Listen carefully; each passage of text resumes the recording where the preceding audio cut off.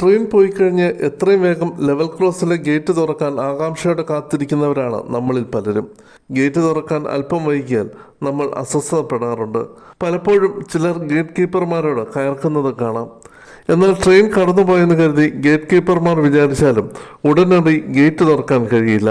ചില സാങ്കേതിക നടപടികൾ പൂർത്തിയാക്കിയെങ്കിൽ മാത്രമേ ഗേറ്റ് തുറക്കാനാകൂ.